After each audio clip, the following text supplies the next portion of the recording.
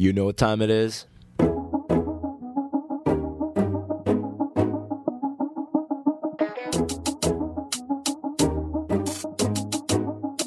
It's MAIM time.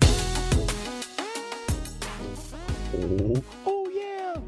What's up, Mimer Timers? Sorry, I've been a little busy for the month of May, so it's been a while since I upload an episode.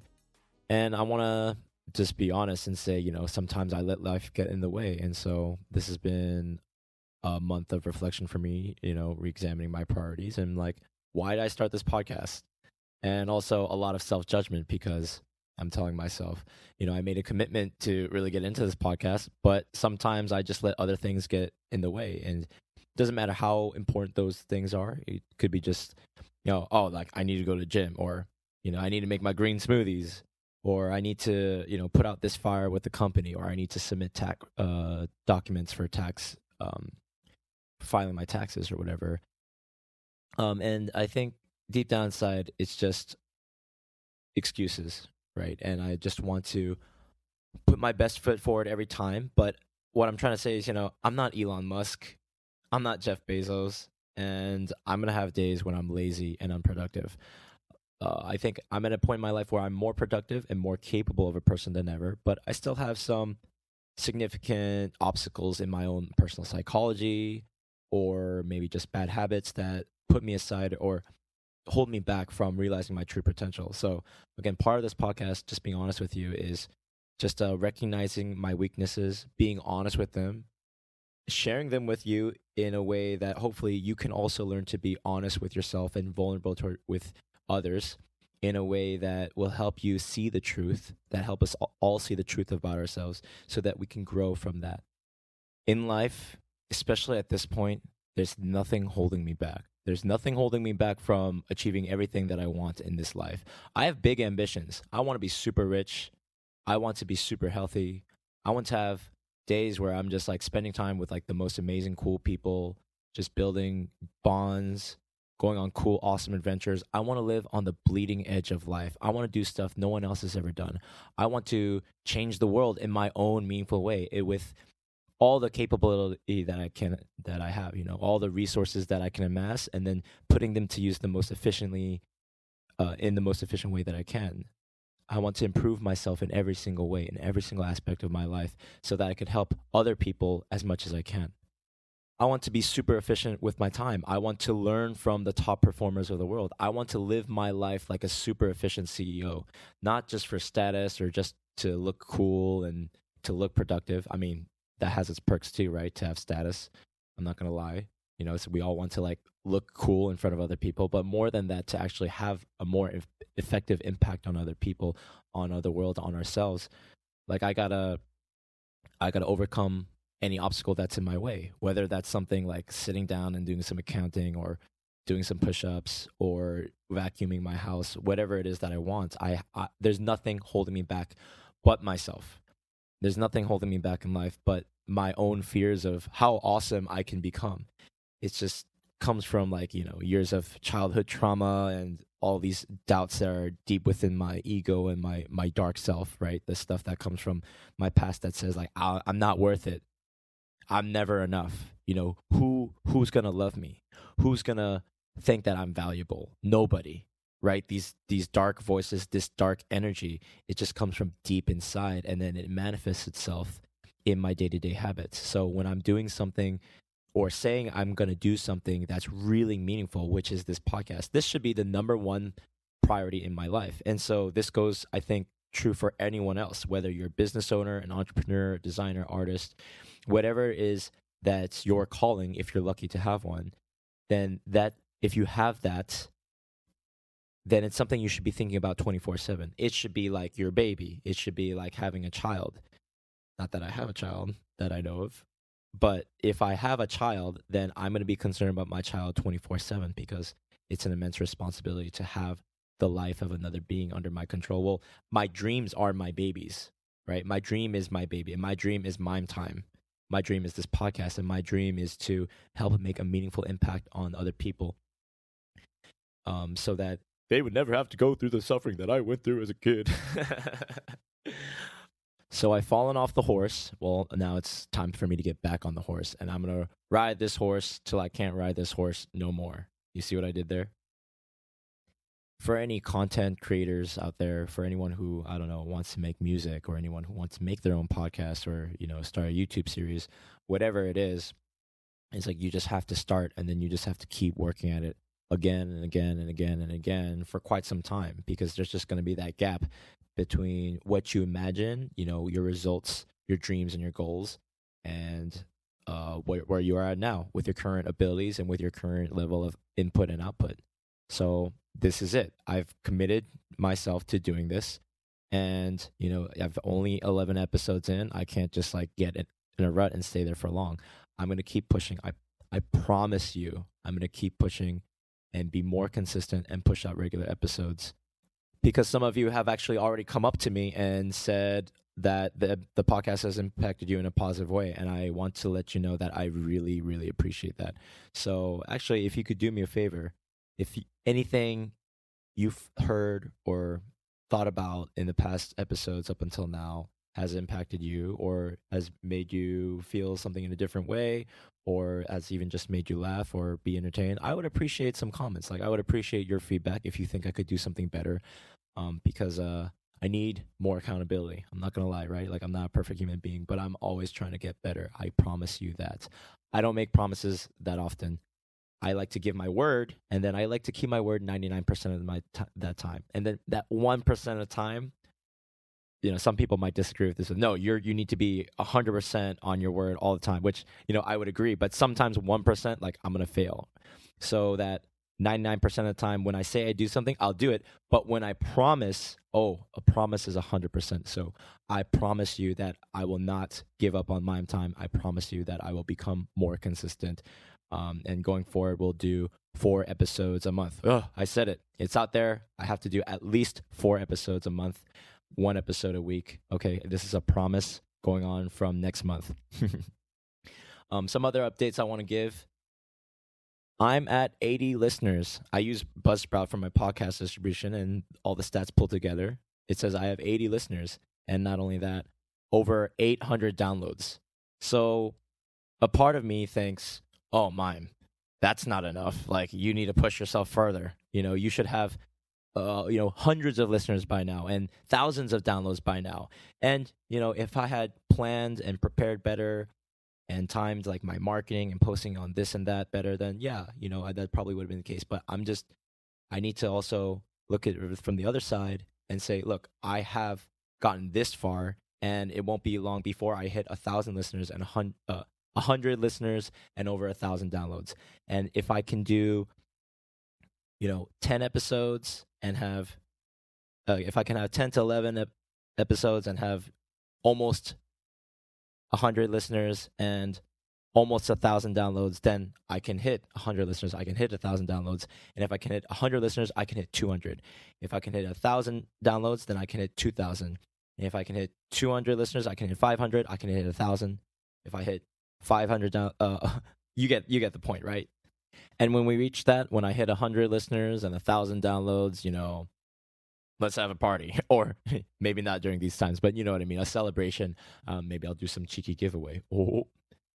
Another thing I'd like to mention is that as of today, Wednesday, May 20, 2020, that's the date. As of today, I am 77 days sober. So I stopped drinking from March 5th. And it has been really good. Like, I'm sleeping a lot better. I'm saving money. I've lost a lot of weight. I don't know how to explain it, but I will in another podcast episode about why it's good for me to stop drinking for months at a time, to have discipline, to have self-control, yada, yada, yada. It's been really good. So the original length was 60 days, and then it became 90 days, and then it became 120 days. 120 days means somewhere around the beginning of July, and my birthday is Saturday, July 4th. So I will be drinking on that day. If anyone wants to do 30 days of sobriety with my last 30 days, meaning from June 4 to July 4, then please join me.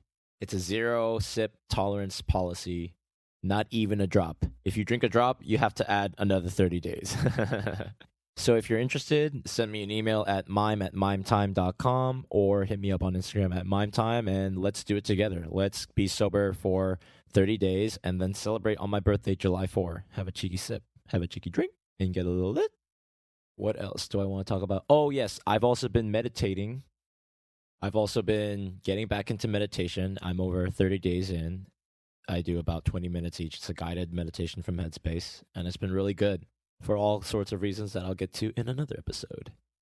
And with that, I'd like to get into today's episode. This won't be long, but it's just about living in Korea and what it's like. And so, if you live here in Korea, as I do, you might have heard this saying that Korea is an exciting hell and that America or the West, wherever in the West you may come from, is a boring heaven. Korea, an exciting hell. America, a boring heaven.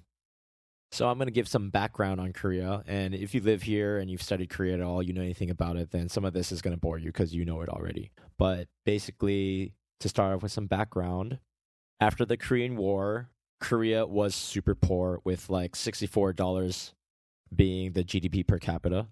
And it was just like completely war torn. And life was very hard here. And I mean hard. Like it was hard to get food. And now, according to the World Bank, Korea has maintained its position as the 12th largest GDP in the world. Out of 196 countries, that means it's roughly in the top 6% of the world. The capital city is Seoul, and that's where I live, and it's dope. Hands down, Seoul has the best public transportation in the world, for one. It's called Shiminepal, Shimin, which means the people, and Pai, which means feet. So Shiminepal is the people's feet. Over 6 million people use the metro every day. At least, this is like pre-corona stats. It's clean, efficient, and very affordable compared to other countries. So just from the infrastructure alone, it's really nice and easy to live here. Like you don't need a car like you do in America. In America, you need to have a car to get everywhere. And, if I go back home to Rhode Island, then who's giving me rides? Either an Uber or a Lyft or one of my friends. So, and I always appreciate rides from all of my friends. So thank you guys. If you're listening, I really appreciate it. Every time I come back home, you guys coming to pick me up from the airport or wherever.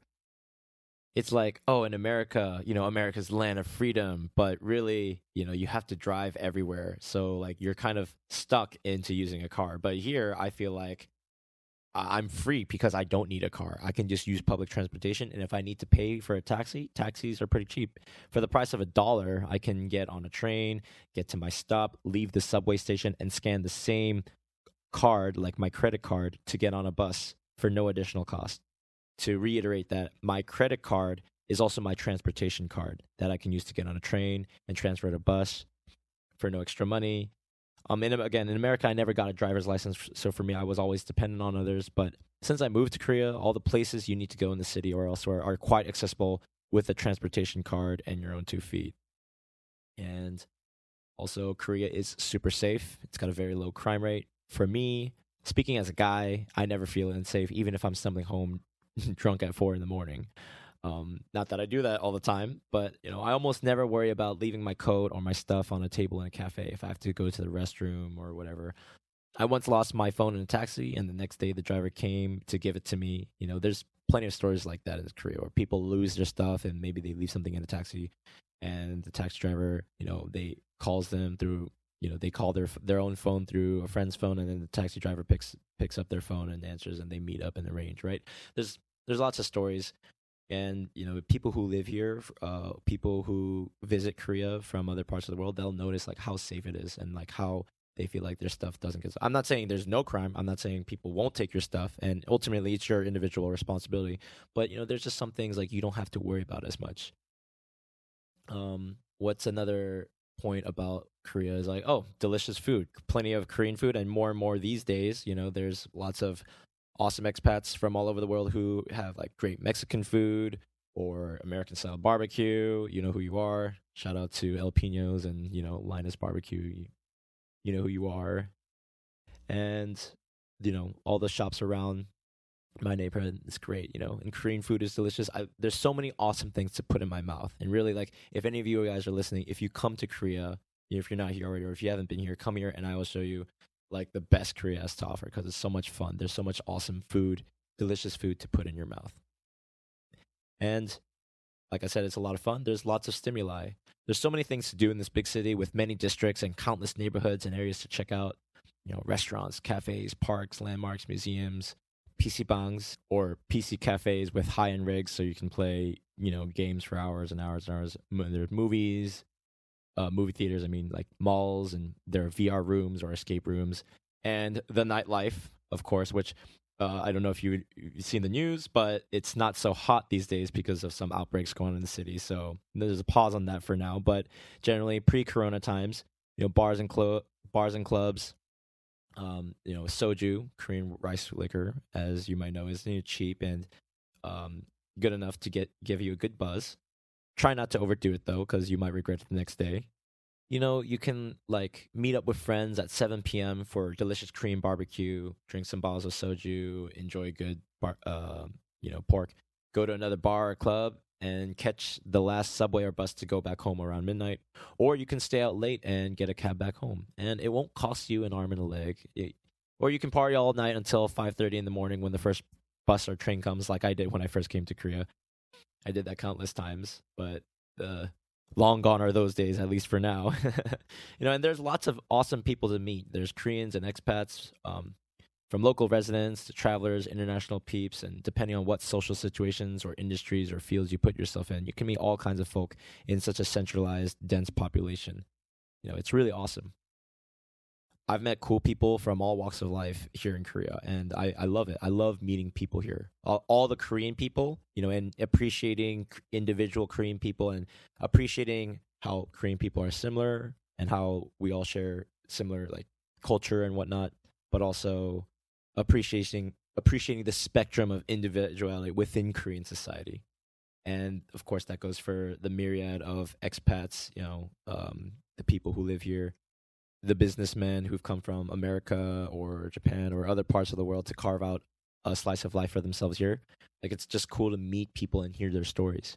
And I remember one of the first conversations I had in Seoul about 7 or 8 years ago. I was hanging out with this one couple, and they said, yeah, you come to Korea coming from the West, you can just faff about. You can travel, make some money, save a little bit. You can pay off your college debt. You can build something, but really you can be here for a year or two and then go back to the States or whatever, or you can stay here for the long term and build something. Really, it's kind of like a big playground if you want to look at it that way. And I've been doing a lot of my playing around. I've been faffing about, and I've even, can you believe it, wasted some time over the past 7 years. But now I'm doing my best to leverage all of my experiences, cut out the fat, and become a lean, mean earning machine. My friend Dustin Wessa, who I interviewed, he was my first interviewee, said that I think his dad told him, your 20s are for learning and your 30s are for earning. Well, I'm almost 28, and I don't want to wait till my 30s to start earning. Really, if I could go back time with the knowledge and the power that I have now, I would like to have started learning 15 years ago and be earning 5-10 years ago. But we are all where we are at right now. It's a human thing, and you just gotta start and make a move. And really, for me, Korea has been the perfect place for all sorts of reasons, but I'll get into that in a little bit. So going back to this prevalent meme in Korea, the meme that America or the West is a boring heaven and Korea is an exciting hell. Let's talk about this a bit more. I don't know if this saying is Korean in origin or not. I Googled it a bit, but I'm not really sure who came up with it first.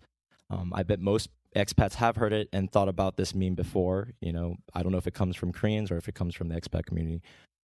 If you don't know, for Koreans, they actually call Korea Hell Joseon. It's a combination of the words hell and Joseon. And Joseon refers to the Joseon dynasty, which is the state that predates modern Korea. And why is it hell? Why do Korean people call it Hell Joseon?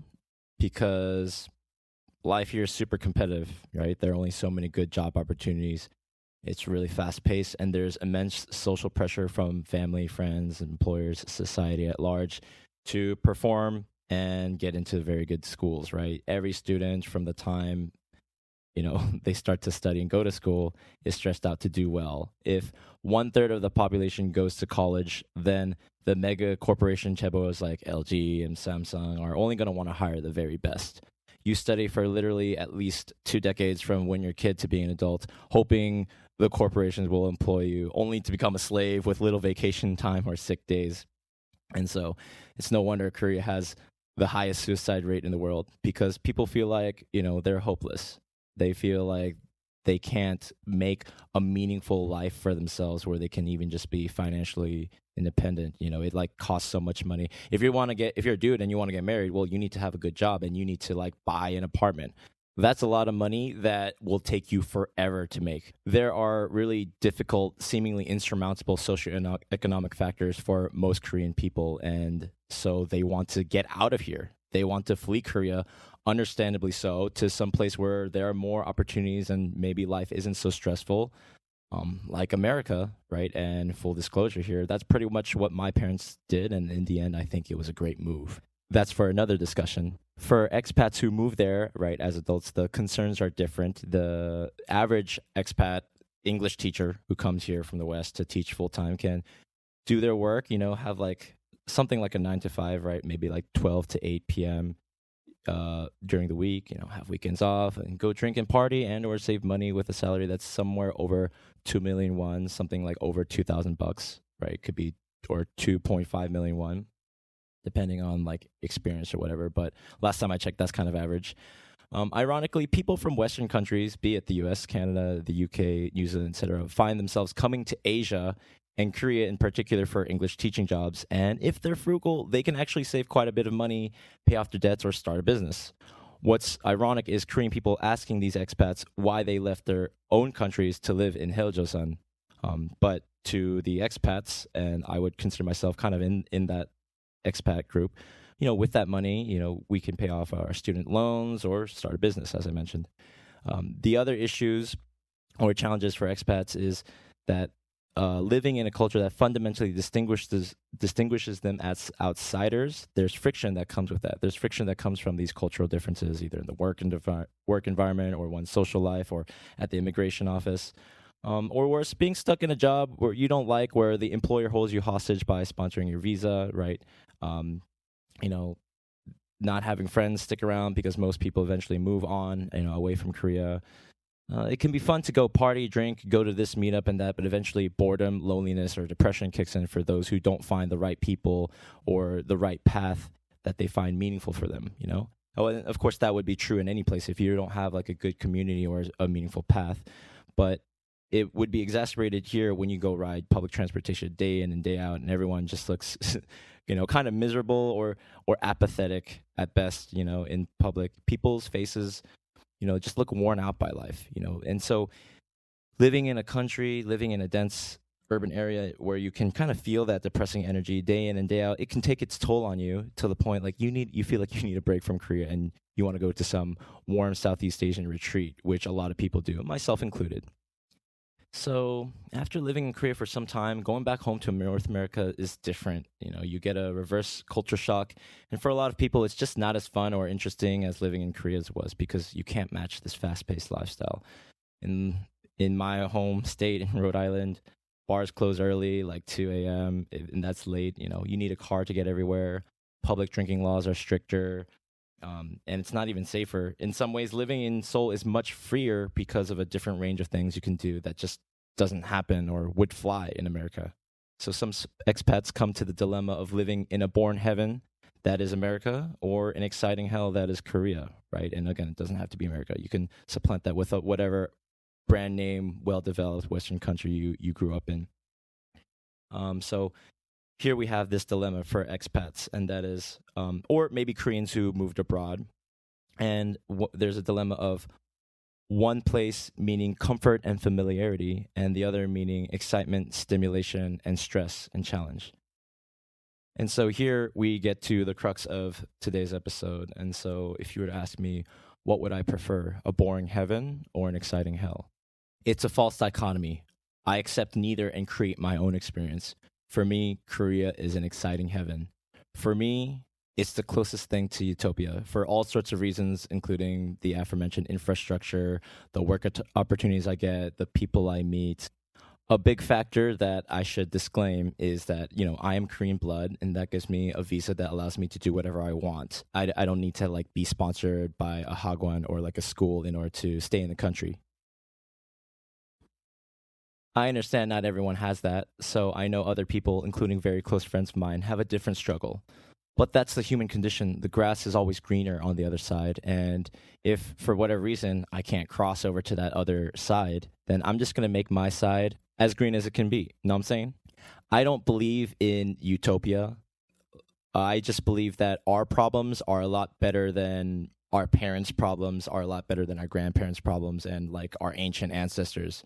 My father was born during the Korean War, and he faced a lot of problems growing up in Korea as when it was a poor, war-torn, developing nation. I got to grow up in America, which was awesome. Whatever, you know, traumatic childhood experiences, either from my parents for the way they raised me, or whatever traumatic childhood experiences I had dealing with other kids at school, them calling me chink or ching ching chong, whatever discrimination I faced, the life I grew up in America, whatever challenges or negative experiences I had, looking back at it, I'm so lucky that I grew up in America during the time that I did, compared to what my father had to grow up in, compared to what probably our grandparents had to grow up in, probably compared to our whatever Neanderthal ancestors on the peninsula, like surviving the elements and having to take down woolly mammoths and struggling in the cold and heat and worry about conflicts with other tribes or whatever. I think our problems today compared to the past, like if like human being 100,000 years ago, 50,000, 1,000, or 100 years ago, right? Some Korean person or some American person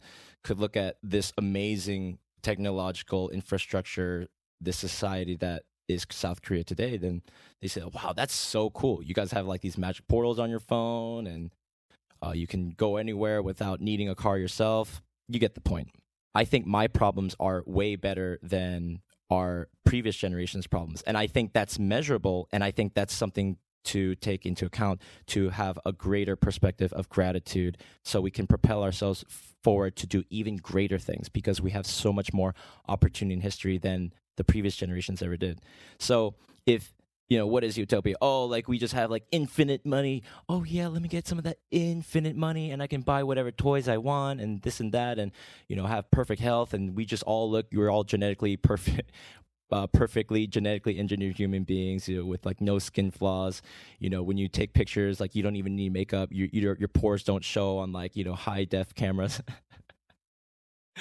You know what I mean? Like, what is utopia? What is perfection? Like these things, right? If they're not something that you can even ever reach, then if it's not a practical concept that I can actually achieve, then there's no point stressing or wishing that I don't have it. In fact, it's like negative to like worry about perfection.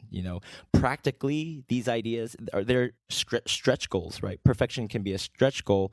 So what I would say is, look, I'm living my life as close to perfect as I can, or this is as close to utopia as we could have gotten, considering all our, individual, society, cultural, racial, biological, whatever limitations and genes, considering everything that has happened, maybe this is it.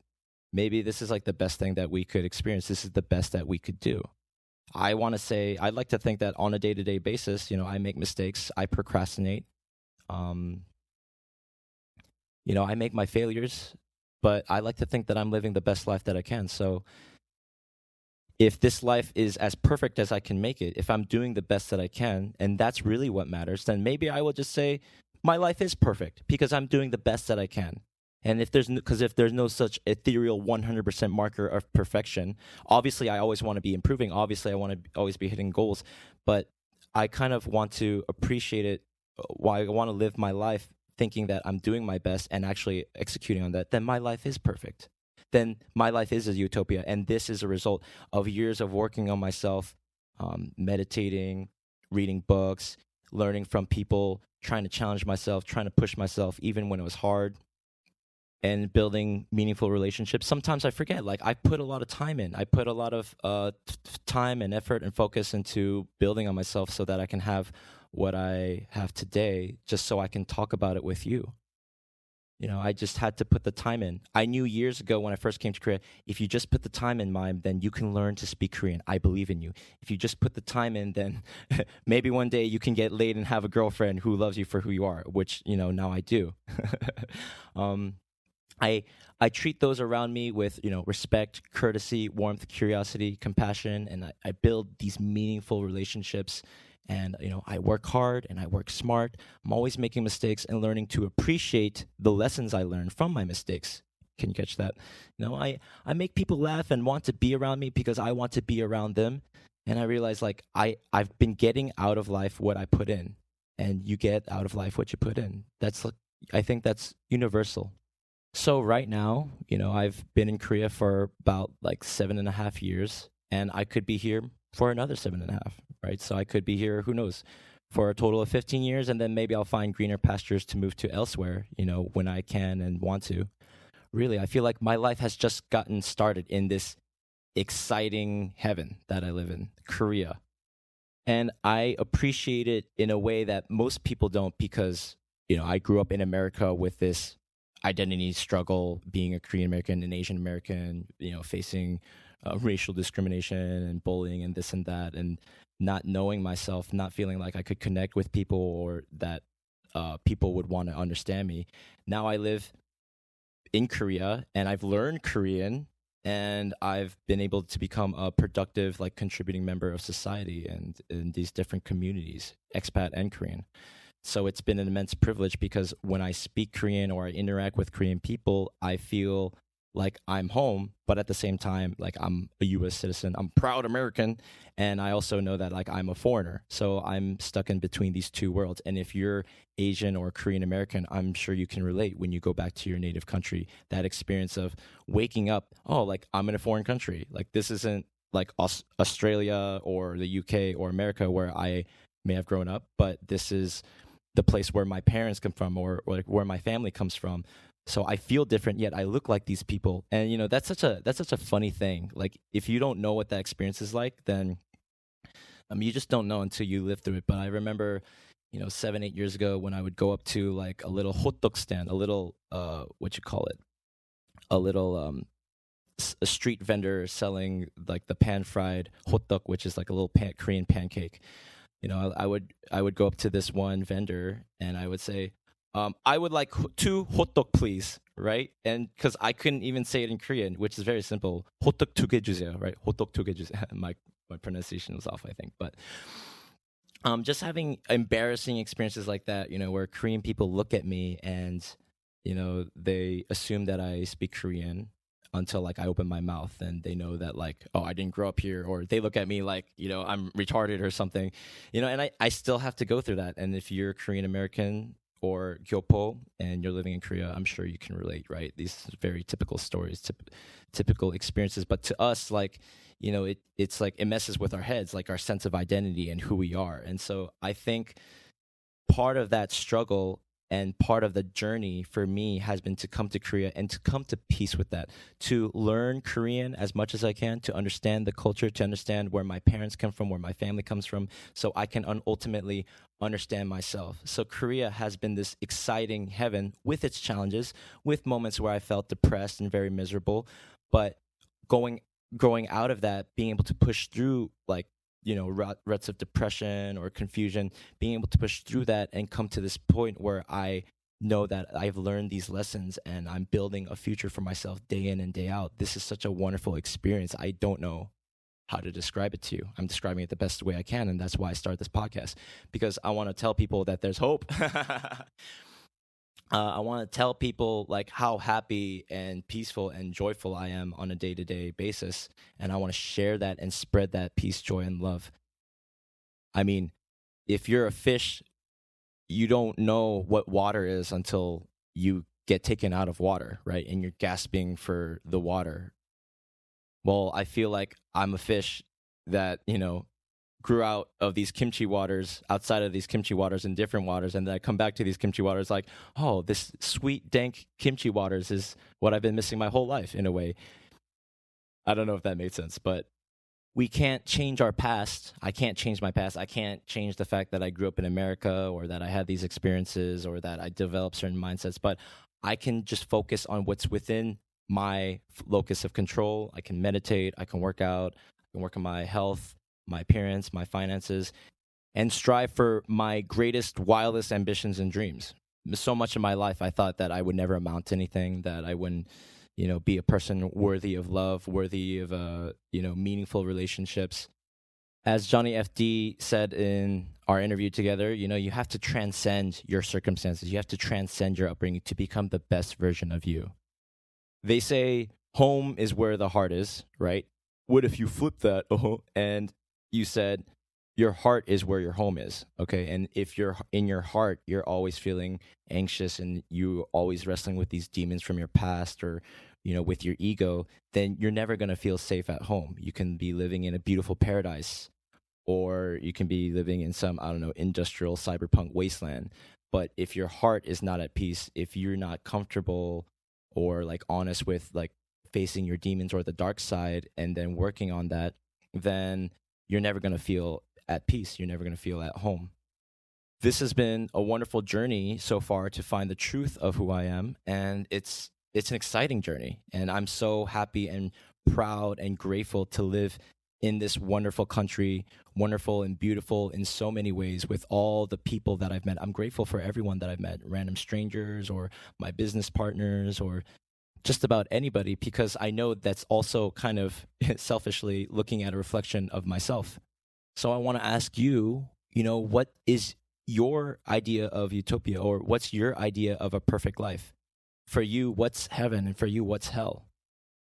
For me, I lived in hell. It was me growing up thinking that I was actually going to hell because I grew up in like a very serious conservative Christian background, and there were periods of my life in high school for like a couple years I was like watching these videos by Paul Washer. He's a very passionate reformed evangelist. He talks about repentance and how sinners are going to hell, and I actually kind of appreciate that guy because I feel like he's very passionate and he means what he says, and I think he actually does genuinely care for people. But after watching like his sermons and just really thinking about like my spiritual life and my relationship with God, like, oh, like, am I really saved? Like, am I really going to heaven, or am I going to face God's wrath and judgment? And oh man, I think I'm going to go to hell. Like, I'm not a true believer. Like, I still masturbate and I still don't think about how I can serve God 24/7. And all I do is play video games. Oh no, I'm going to go to hell forever because, I fall short of God's, deserving grace or whatever. Maybe you go to church now and you can relate to this, or maybe you grew up in the church and you know what that feeling is like. That was hell for me growing up, thinking that I was actually going to go to hell. Like, that is actually hell. I don't believe that when you die you're going to go to a place of burning fire. I think hell, in a very real and practical way, one spiritual woo-woo way to look at it is, in this current lifetime as you live and breathe, if you spend, your waking hours and waking moments fearing some ethereal God that's going to smite you, that you're going to burn or you're going to suffer for all of eternity because of crimes that you've committed, like, that is the worst nightmare you can believe. Like, that, some fictional guilt, something that was beyond your control but is still somehow your fault, ultimately, you're liable to suffer from eternity. You know what I mean? Like, it's just messed up in all kinds of ways. I lived like that for years of my life, and I look back and you know what? Like, that was just me talking to myself. That was just like this unconscious guilt. This was just like me inflicting it on myself, and I can only laugh at myself. Actually, I look back and I'm like, what was I doing, wasting my time and my energy judging myself, thinking that God was gonna kill me, that God was gonna, like, make me suffer, make me burn in eternity or whatever. It's just funny to think about it looking back. So I'm actually really grateful to have gone through those experiences, to have grown up in the church, to have had these philosophical, spiritual struggles and journeys, and the wrestle with God, and like wondering if God is real, going to, a Christian school, learning about the Bible, having the wrestle with faith, like having, sleepless nights, and be like, oh, is God real or not? Or, if I die, like, is that it? And now coming to a place where like I can appreciate that journey, and I can appreciate some of the lessons I learned, and be like, you know what, like this is not such a big deal. Like I'm okay. I'm fine with a lot of it. And now I realize, like, because I went through these things, I can also talk with other people who wrestle with these deep personal issues, these spiritual, like existential struggles, feelings of depression, loneliness, these things, these issues that haunt us, that plague us, that form who we are from the time that we're kids. Maybe, whether they're relationships with our parents or relationships with the church, with religion, spirituality, philosophy, these things that, cause us so much suffering and joy as well. Like I can relate and connect with people from all kinds of backgrounds because of the upbringing that I had, because of the painful experiences I had. I can appreciate all the good things in my life so much more now. So again, what's your exciting heaven? For you, what does heaven look like to you? The closest thing to utopia. And if there's no such thing as utopia or perfection, then what is the closest thing to that? So what is your utopia? What is your idea of perfection? I don't know if that sounds like double talk, but I hope you get what I mean. What's your utopia? What's your exciting heaven? How can you start building that world for yourself if you haven't already? And for you, that might not mean that Korea is your exciting heaven. Maybe it's for you, it's just an exciting hell, or maybe it's even worse, a boring heaven. There's maybe a better place for you where you're treated best. I've been watching a lot of Andrew Henderson of Nomad Capitalists, and their motto is, go where you're treated best. For me, so far in Korea, I feel like I'm treated best here because I am of Korean blood, and I have these work opportunities, and I have these exciting projects and an awesome network. So for me, here is where I'm treated best. For you, where are you treated best? Oh, who treats you the best? Or where is there a place where you're treated best, like whether it's a new job, a new company, a new community, a new apartment complex, whatever it is? Where are you treated best? Sorry. Shout out to Nomad Capitalist. I'm not trying to jack your stuff, but that's kind of what I want to share as well. For me, I'm treated best here in Seoul, South Korea. And if you come and hang out with me, I'll treat you the best. Because life, South Korea, Seoul has been so good to me that I want to share all the goodness of this land with whoever I interact with. So after this whole Corona thing dies down, fingers crossed, if you ever want to come out to Korea, please just let me know. This is an open invitation, and I sincerely mean it, if as time and resources permit. Also, funny enough, if you ever watch like sci-fi or played video games like, I don't know, Command and Conquer, where it's a post-apocalyptic world where there are blue zones and green zones, red zones, right? Like the red zone being some toxic wasteland affected by Tiberium or ravaged by war or whatever, right? The outlands, the wastelands. I kind of think Korea is like a blue zone right now in one of those movies. Not that things are back to normal, but I just thought it would be funny to make that comparison.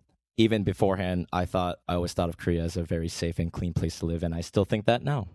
I hope this message finds you well, and if for whatever reason you got triggered or, you thought that something I said was dumb or offensive, then please let me know, because I say stupid stuff all the time. I would really appreciate if you could enlighten a brother up. And that's it for today's episode. Wow. Okay. Thank you so much for listening. I really appreciate it. If you thought this was interesting or relevant, then please share it with a friend and let me know what you think. You can send an email at mime@mimetime.com or DM me at MaimeTime on Instagram. I got a bunch of more content on the way, so stay tuned for more Mime Time. Oh, baby. Thanks, everyone.